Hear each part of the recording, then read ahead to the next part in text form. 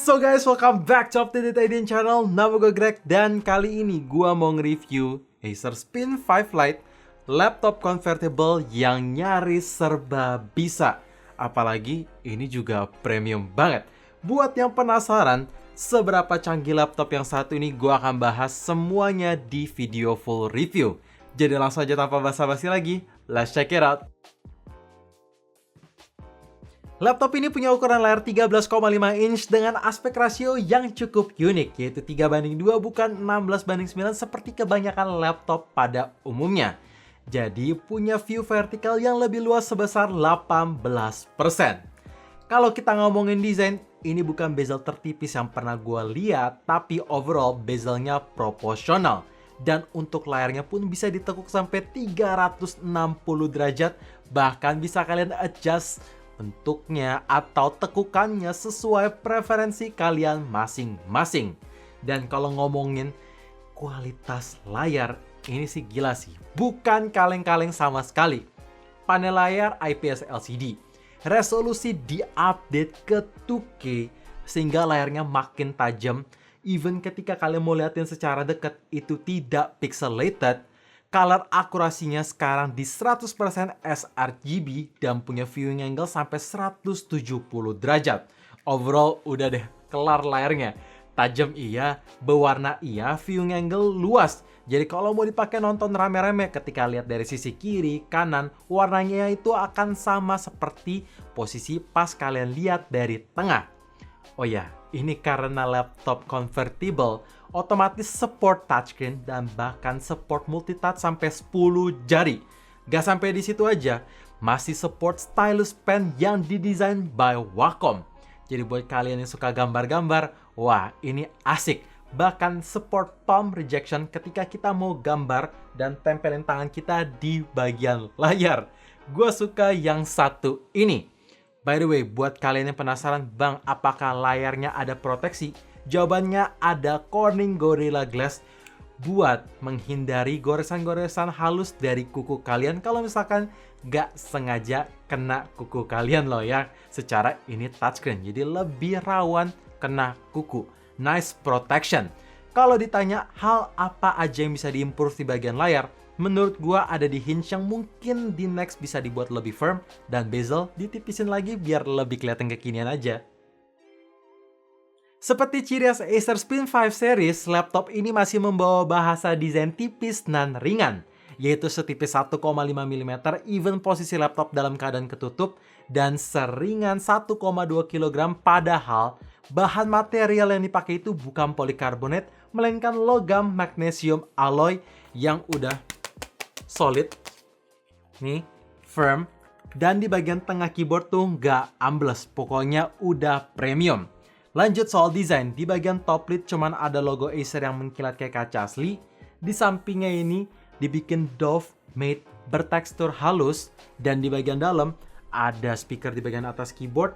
Plus, karena ini laptop punya aspek rasio yang unik yaitu 3:2, sehingga punya armrest yang lebih luas. Jadi kalau misalkan kalian mau ngetik-ngetik, ya tangan tuh nggak melayang, jadi ada tatakannya aja. Nice.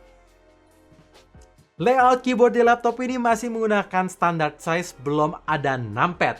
Dan soal feels ngetiknya, menurut gua ini lebih keras tapi membal sekaligus tactile dengan bunyi yang tidak terlalu berisik. Kayak gini contohnya.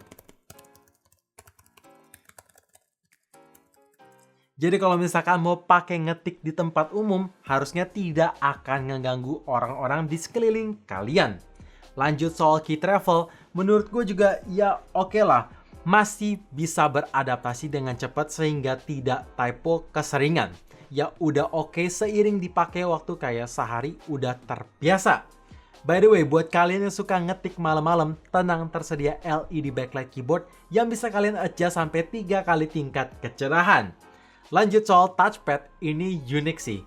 Karena touchpadnya itu punya bahan material menggunakan kaca asli atau Corning Gorilla Glass 5. Jadi ketika dipakai ngeklik, emang ini keras dibanding touchpad yang pernah gue coba. Tapi asli feelsnya halus, gak keset sama sekali. Dan di bagian ujung pojok kiri atas touchpad tersedia sensor sidik jari yang terintegrasi dengan fitur Windows Hello. Oh ya, untuk performa unlock-nya juga cukup cepet sih. Oke, sebelum gue bahas performance in real life-nya, gue mau kasih tahu dulu spesifikasi unit yang sekarang gue review. Karena ada dua varian yang masuk di Indonesia, yaitu varian Intel i5 dan varian Intel i7. Jadi, untuk prosesor, menggunakan Intel i5 1135G7 dengan 4 core plus 8 threads, GPU Intel Iris Xe Graphics, RAM 16GB LPDDR4X, storage 512GB PCIe Gen 3 NVMe, connection Wi-Fi 6 plus Bluetooth 5.1, dan OS menggunakan Windows 10 Home. FYI, laptop ini udah termasuk dalam Intel Evo platform. Jadi kalau ditanya apakah udah cukup di varian Intel i5-nya untuk memenuhi kebutuhan kerja, jawabannya cukup. Gua ngedit-ngedit foto di Adobe Photoshop bisa berjalan dengan baik, padahal layernya pun gua stacking cukup banyak. Apalagi ya layernya udah bagus, dan support touchscreen jadi ngedit makin enak. Dan kalau ditanya apakah bisa ngedit video, well, gue udah ngetesin ngerender video dan edit dengan durasi 4 menit dan resolusi 1080p dengan sedikit efek. Ngerender time-nya itu nggak lebih dari 2 menit, jadi udah cepet. Lanjut untuk performa gamingnya, ketika gue ngetesin main game mainstream yaitu CSGO, pada settingan defaultnya bisa hit di high dengan resolusi full 2K. Tapi kalau mau lebih playable, saran gue turunin ke medium, itu bisa lock di 60-80 fps dengan minimal fps-nya nyentuh di 72. Kalau mau lebih playable lagi hit 100 fps, turunin ke low atau ganti resolusinya di 1080p aja. Terus itu bisa kalian adjust sampai medium dan bisa berjalan dengan baik. Pokoknya game mainstream sih udah lebih dari cukup ketika kalian udah bosen kerja. Nah, soal battery life, awalnya gua ragu. Dengan laptop setipis ini, baterainya bisa bertahan berapa lama sih? Dan setelah gua ngetesin untuk pakai ngetik-ngetik, nonton YouTube, dan scrolling-scrolling browser, itu bisa 10 jam dalam sekali ngecharge.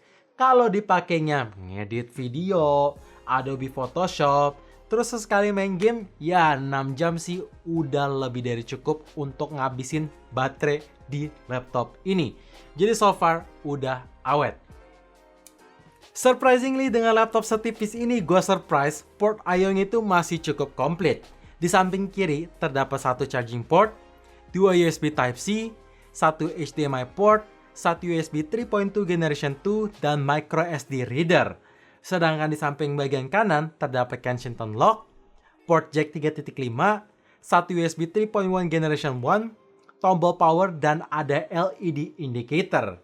Nah, di bagian port I/O ada 3 hal yang gue suka. Pertama, ini Type-C-nya udah support Thunderbolt 4, artinya kalian bisa colok 2 ekstra monitor yang support resolusi up to 8K dan support power in delivery. Kedua, USB 3.2 Gen 2 di samping kiri ini support power off charging features, yang artinya ketika laptop ini dalam kondisi mati sekalipun tetap bisa mengalirkan listrik. Jadi gampangnya ini bisa kayak powerbank dadakan tanpa harus nyalain laptop, seperti ciri khas Acer. Dan ketiga, tombol powernya itu ada di samping bagian kanan, gak nyatu dengan keyboard. Jadi kalau misalkan salah pencet di tombol kanan atas, ya gak langsung ke sleep. Nice banget, tinggal nyalain dari kanan aja. Penempatan speaker laptop ini ada di bagian atas keyboard seperti yang udah gue mention di bagian body dan design. Tapi pertanyaannya, seberapa bagus sound quality dari laptop yang satu ini? Menurut gua, suaranya itu ya standar lah ya.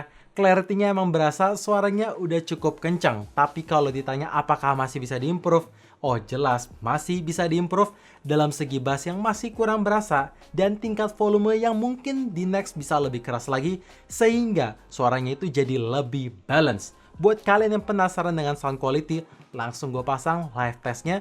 Make sure pasang earphone dan headset supaya bisa mendapat kualitas gambaran dari laptop yang satu ini.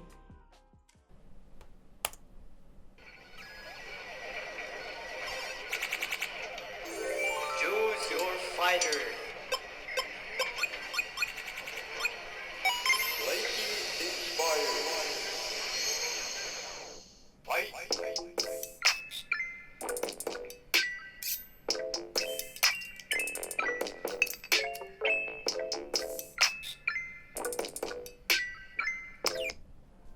So guys, itu dia video review Acer Spin 5 Lite versi channel up-to-date IDN.